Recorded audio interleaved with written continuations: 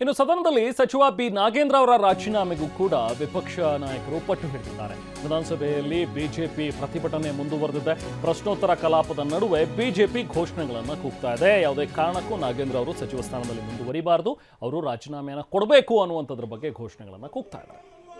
ರಾಹುಲ್ ಗಾಂಧಿ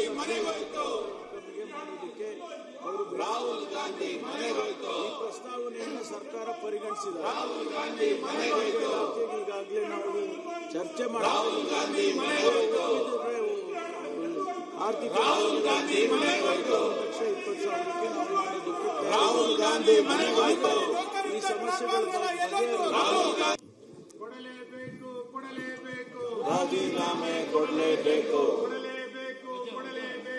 ರಾಜೀನಾಮೆ ಕೊಡಲೇಬೇಕು. ವಜಾ ಮಾಡಿ ಅಧ್ಯಕ್ಷರೇ, ವಜಾ ಮಾಡಿ ನಾಗೇಂದ್ರ ವಜಾ ಮಾಡಿ, ಮಾನ್ಯ ಅಧ್ಯಕ್ಷರೇ ವಜಾ ಮಾಡಿ ಅಧ್ಯಕ್ಷರೇ, ಆ ಸುಸೈಡ್ ಮಾಡಿಕೊಂಡಂತ ಚಂದ್ರಶೇಖರ್ ಅಧ್ಯಕ್ಷರೇ ಫ್ಯಾಮಿಲಿ ಕೇಳ್ತಾ ಇದೆ ಸರ್ಕಾರ. ಅಧ್ಯಕ್ಷರೇ, ನಮ್ದು ಪೆನ್ಷನ್ ಎಲ್ಲ ಹೀಗೆ ವಾಲ್ಮೀಕಿ ನಿಗಮದ ಕೋಟಿ ಹಗರಣ ಇವತ್ತು ವಿಧಾನಮಂಡಲದ ಉಭಯ ಸದನಗಳಲ್ಲಿ ವಾಗ್ಯುದ್ಧವನ್ನೇ ಸೃಷ್ಟಿಸಿತ್ತು. ಸಚಿವ ನಾಗೇಂದ್ರ ರಾಜೀನಾಮೆ ಕೊಡುವವರೆಗೂ ಕೂಡ ಕಲಾಪ ನಡೆಯೋದಕ್ಕೆ ಬಿಡೋದಿಲ್ಲ ಅಂತ ಬಿಜೆಪಿ ಪಟ್ಟು ಹಿಡಿದಿದೆ. ಆದರೆ ನಾಗೇಂದ್ರ ಯಾವುದೇ ತಪ್ಪು ಮಾಡಿಲ್ಲ ಅಂತ ಕಾಂಗ್ರೆಸ್ ನಾಯಕರು ಸಮರ್ಥಿಸಿಕೊಂಡಿದ್ದಾರೆ. ಮುಂಗಾರು ಅಧಿವೇಶನದಲ್ಲಿ ನಾಗೇಂದ್ರ ರಾಜೀನಾಮೆ ಗದ್ದಲ. ರಾಜೀನಾಮೆ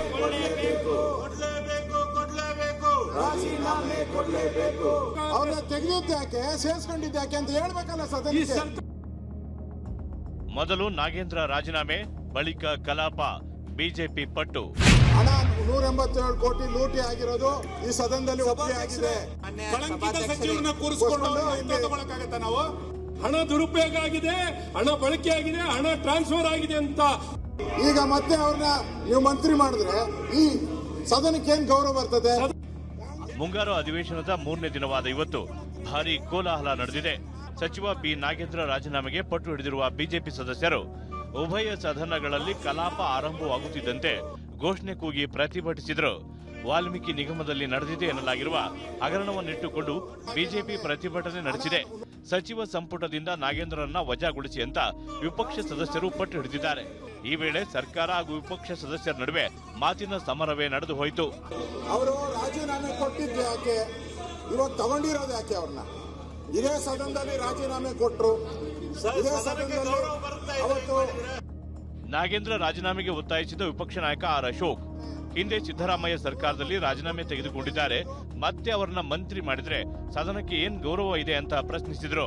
ನಾವು ಈ ಮಂತ್ರಿಯನ್ನ ರಾಜೀನಾಮೆಯನ್ನ ಇದೇ ಸದನದಲ್ಲಿ ಸಿದ್ದರಾಮಯ್ಯನವರು ತಗೊಂಡಿದ್ದಾರೆ. ಇದೇ ಸದನದಲ್ಲಿ ಸಿದ್ದರಾಮಯ್ಯನವರು ಮಂತ್ರಿ ರಾಜೀನಾಮೆ, ಹಣ 187 ಕೋಟಿ ಲೂಟಿ ಆಗಿರೋದು ಈ ಸದನದಲ್ಲಿ ಒಪ್ಪಿಗೆ ಆಗಿದೆ. ಅದಾದ್ಮೇಲೆ ರಾಜೀನಾಮೆ ಕೊಟ್ಟರು, ಒಪ್ಕೊಂಡಿದ್ದಾರೆ. ಈಗ ಮತ್ತೆ ಅವ್ರನ್ನ ನೀವು ಮಂತ್ರಿ ಮಾಡಿದ್ರೆ ಈ ಸದನಕ್ಕೆ ಏನ್ ಗೌರವ ಬರ್ತದೆ? ಅವ್ರನ್ನ ತೆಗೆದಿದ್ದಾಕೆ ಸೇರಿಸ್ಕೊಂಡಿದ್ದಾಕೆ ಅಂತ ಹೇಳ್ಬೇಕಲ್ಲ ಸದನಕ್ಕೆ. ಕಳಂಕಿತ ಸಚಿವರನ್ನ ಕೂರಿಸಿಕೊಂಡು ಅವರಿಂದ ಉತ್ತರ ಪಡೆಯಲು ಆಗುತ್ತಾ ಅಂತ ಶಾಸಕ ಸುನಿಲ್ ಕುಮಾರ್ ಕಿಡಿಕಾರಿದ್ರು. ಪ್ರಶ್ನೋತ್ತರ ತಗೋಬೇಕು ಅಂತ ಹೇಳ್ತಾ ಇದ್ದೀರಿ, ಪ್ರಶ್ನೋತ್ತರ ತಗೊಳ್ಳೋಣ. ಕಳಂಕಿತ ಸಚಿವರನ್ನ ಕೂರಿಸಿಕೊಂಡು ತಗೊಳಕ್ಕಾಗತ್ತ? ನಾವು ಕಳಂಕಿತ ಸಚಿವರನ್ನ ಕೂರಿಸಿಕೊಂಡು ಭ್ರಷ್ಟಾಚಾರ ಮಾಡಿದಂತಹ ಸಚಿವರನ್ನ ಕೂರಿಸಿಕೊಂಡು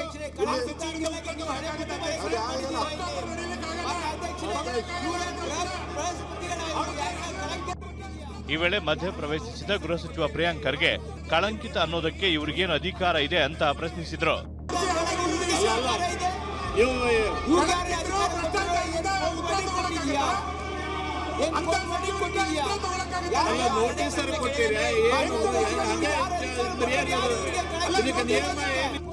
ಹಗರಣದ ಆರೋಪ ಮಾಡಿದ ಬಿಜೆಪಿ ನಾಯಕರಿಗೆ ಪ್ರಿಯಾಂಕ್ ಖರ್ಗೆ ತಿರುಗೇಟು ಕೊಟ್ಟಿದ್ದಾರೆ. ಅವರು ಅಧಿಕಾರದಲ್ಲಿದ್ದಾಗ ವಿಧಾನಸೌಧವನ್ನ ವ್ಯಾಪಾರ ಸೌಧ ಮಾಡಿದ್ರು ಅಂತ ಹೇಳಿದ್ದಾರೆ.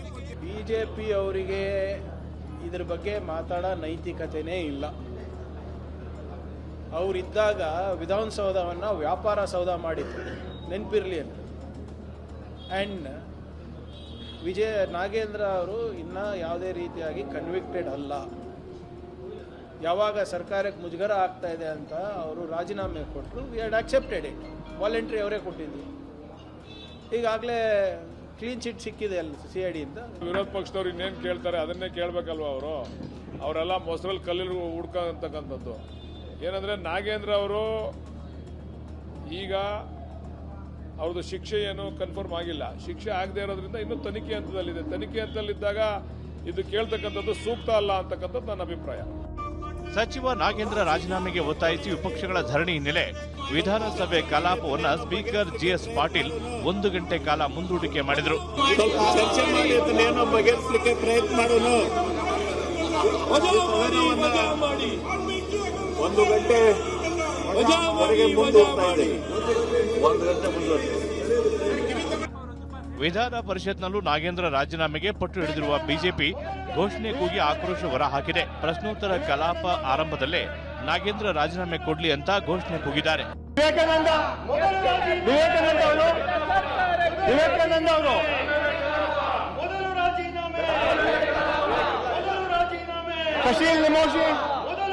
ಶಶೀಲ್ ನಮೋಶಿ ಸನ್ಮಾನ್ಯ ಸಭಾಪತಿಗಳೇ,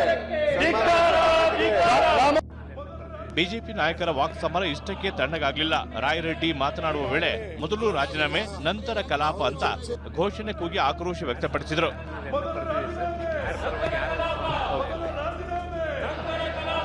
ಸನ್ಮಾನ್ಯ ಸಭಾಪತಿಗಳೇ, ರಾಜ್ಯದಲ್ಲಿ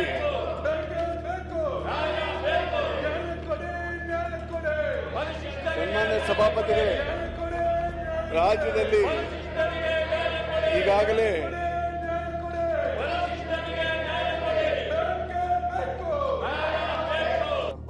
ಬಿಜೆಪಿ ನಾಯಕರ ಒತ್ತಾಯಕ್ಕೆ ಕಿಡಿಕಾರಿದ ಸಚಿವ ಯುಟಿ ಖಾದರ್ ಈಗಾಗಲೇ ಕೋರ್ಟ್ ತೀರ್ಮಾನ ಕೊಟ್ಟಿದೆ, ಇವರ್ಯಾರು ಕೋರ್ಟ್ಗಿಂತ ದೊಡ್ಡ ಜನರ ಅಂತ ಆಕ್ರೋಶ ಭರಿತವಾಗಿ ಮಾತನಾಡಿದರು.